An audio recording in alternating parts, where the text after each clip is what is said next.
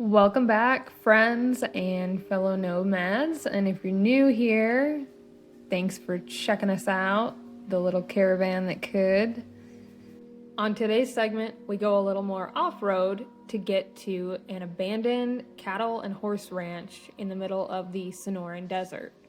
There are a couple different ways to get to this destination, but whatever you do, don't trust Google Maps. Look at a map for yourself and map out the best route for you and your vehicle. Google Maps decided to take us down some dirt roads, washes, and over some big rocks that I was worried were going to cut the tires of the van. We made it out unscathed, but if your map app tells you to go anywhere other than southeast down the 79 from Florence towards 96 Ranch Road, then don't listen to it. Once we backtracked a little bit, we were able to make our way back to the main road that we came in on, which is north of 96 Ranch Road, called Barkerville Rd. As you can see, Barkerville is well maintained, as is 96 Ranch Road. The road that we're on right now is currently 96 Ranch Road. All in all, it took us about an hour and 20-minute drive from our home in the East Valley in Arizona. I would assume it would be about 2 hours from the city of Phoenix. The city of Florence is a mere 15 miles to the northwest, and the city of Tucson is 50 driving miles to the southeast of the ranch. And here it is, you guys, the abandoned 96 ranch in the middle of the Sonoran Desert out near Florence, Arizona.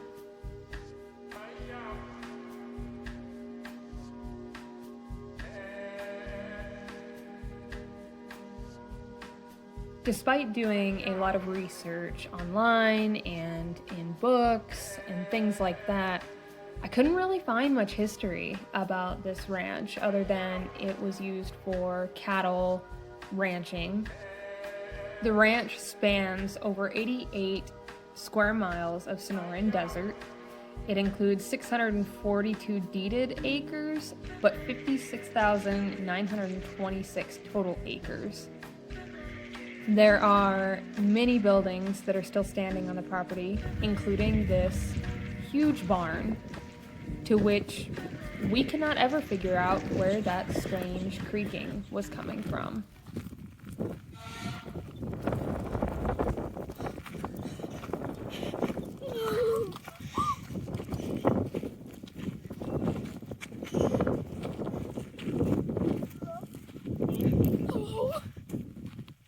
That would happen.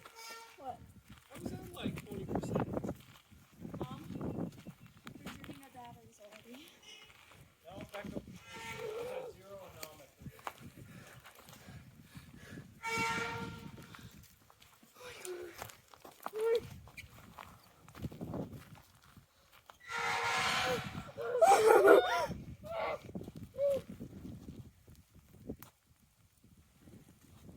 Alright, I believe, okay.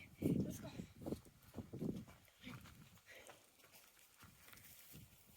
There are many small corrals and buildings like this around the ranch. I'm assuming they house small animals like goats or chickens or something like that.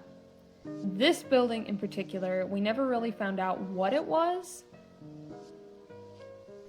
but we are assuming it was some sort of water source, as there are many of them around the ranch as well. You can see the piping running there from the top of the building to the ground. Unfortunately, the lighting was so dim inside of there, we couldn't ever see what was inside the building on the GoPro footage. Many people apparently like to come out here and write and graffiti on the structures, and I really strongly advise against that. Nobody wants to know that you were there, so just leave the structures like they are if you come and visit this place.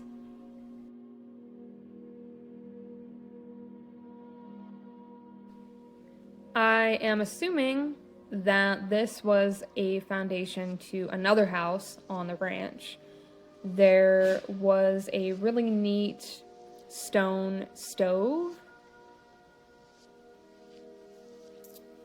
There it is. But that is pretty much all that is still standing, if this was indeed the foundation of a house. And out back, there looks like a small rabbit hutch or maybe a chicken coop. This spooky looking house is on the far east end of the property. It sits up by the big old barn that we went through earlier.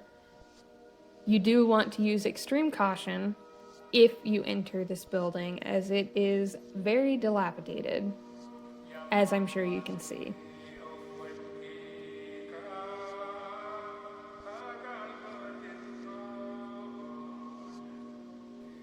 This house had 2 big rooms and a bathroom, but that was pretty much it.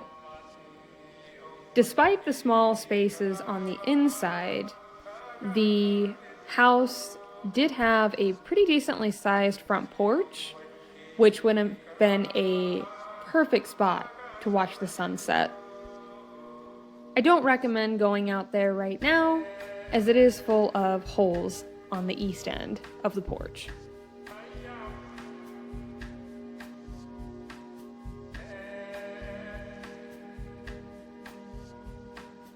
From there, we headed to the lower portion of the property.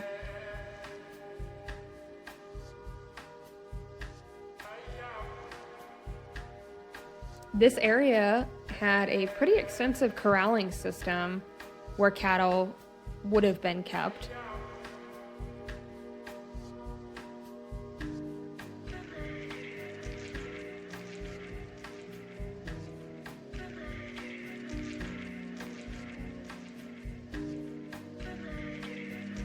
It also had a pretty extensive watering system, which would have flowed from the wells into that concrete structure over there.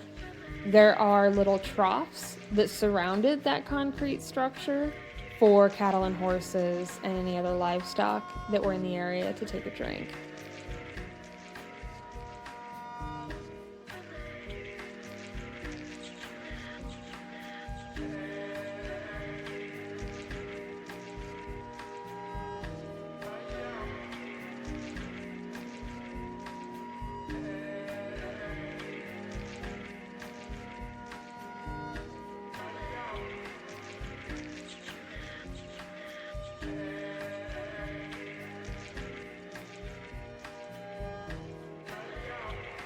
This poor windmill is hanging on by a thread.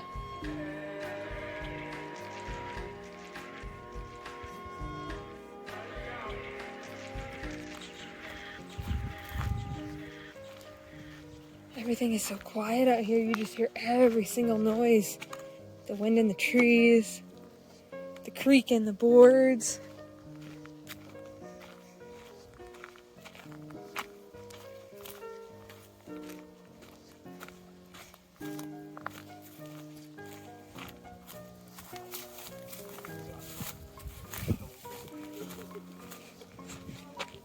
Film crew, don't mind us. We're just film crews. Okay, so that is, like, I don't know what that is. It looks like a big water retention It area. is, yeah. It's all... Wait, can I see? Okay. Can I see? You got the shot. Oh my. Yeah, you saw that? I got a What is it? shot of that. It's the well. It's a swimming pool? It's a well. No, Megan's saying this is a swimming pool. I thought it was too. But I was like, who would do that? Yeah, so that feeds into Oh yeah, that's creepy. that, and then there's like little troughs on the outside of it, and I'm assuming that's where the cattle would drink. But see, there's hoses coming out of it everywhere. Yeah. Hope's so scared she's tucking her tail. She's cold. Fun fact, the ranch is watered via 17 earthen tanks and drinkers distributed via pipelines from these wells. The earthen tanks themselves are reliant on surface runoff to fill, which As we all know, in Arizona, sometimes water is scarce, especially in the desert. The wells are powered by electric submersibles, but they are, of course, inoperable at this time.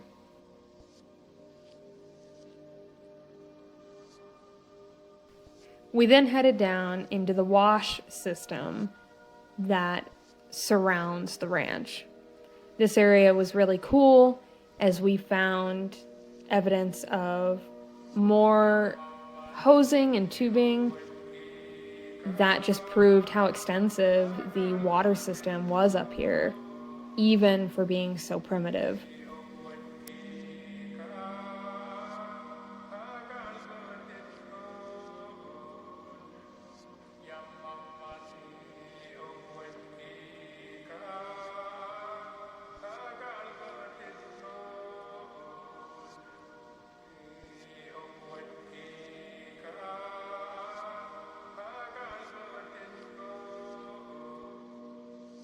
One date that I did find for sure is when this adobe house was built. The 1,650 square foot house was built in 1936, so that tells you just how long the ranch has been out here, even though I was unable to find an exact date.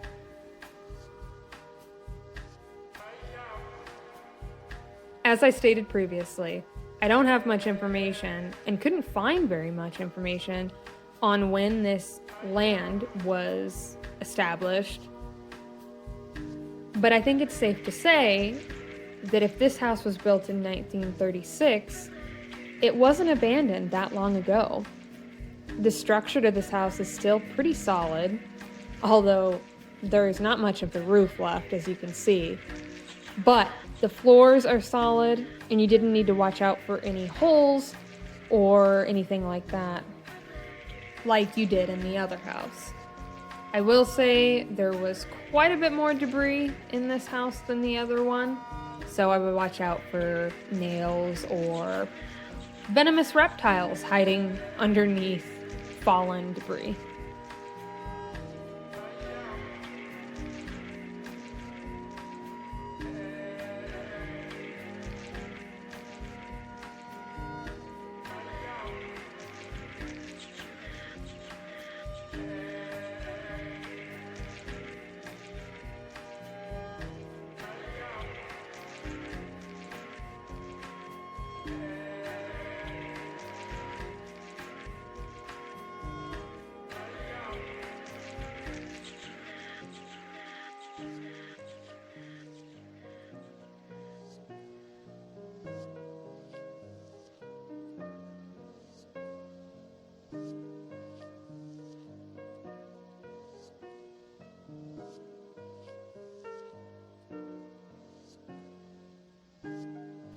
I'm assuming that this building was some type of a garage or shed.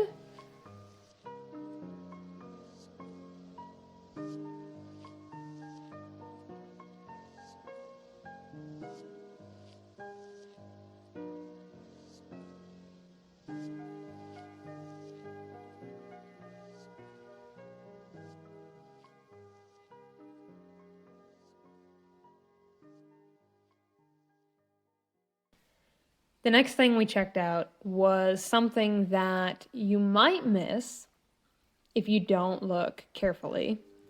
I personally saw that chimney-like structure sticking out of the ground, so I knew that what I was looking for had to be pretty close nearby.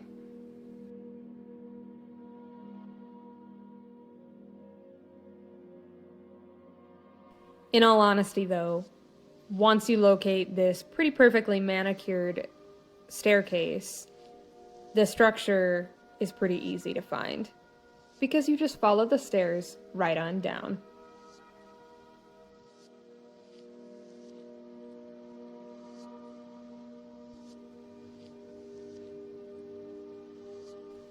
This underground storage was kind of spooky, not gonna lie, but it was also really neat and piqued my curiosity as to what they could possibly store down in here. Temperature-wise, it's pretty cool in this storage room, so I would assume fruits and veggies, canned goods, and maybe even feed for the smaller animals could be stored in this room.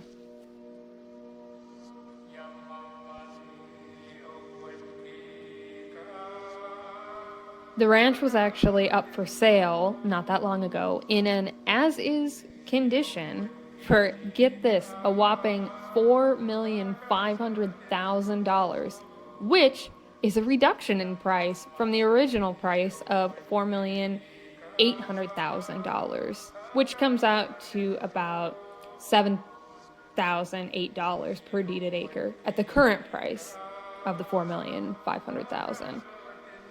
With some hard work and elbow grease, the 96 Ranch could definitely be an excellent guest ranch, maybe a retreat or a rural residence that offers the best of both worlds, peace and escape from the city life, but close proximity to the conveniences and amenities that a city has to offer, considering that Florence is maybe only like a 30-minute drive away.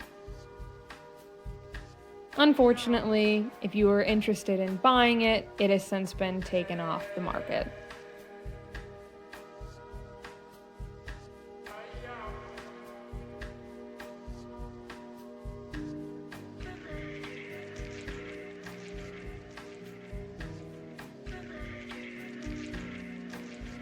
I think the coolest part about our trip to the 96 Ranch was all of the unknown.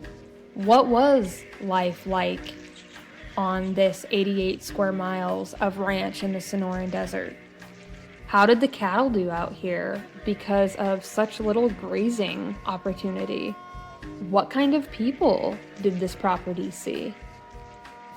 There are so many dispersed areas in and around the ranch that I would love to go out and pay it a visit again one day and maybe camp overnight. It's been said that mountain lion, coatimundi, coyotes, javelina, and even white-tailed deer are found in this area. If you decide to visit the ranch, please be respectful and leave no trace.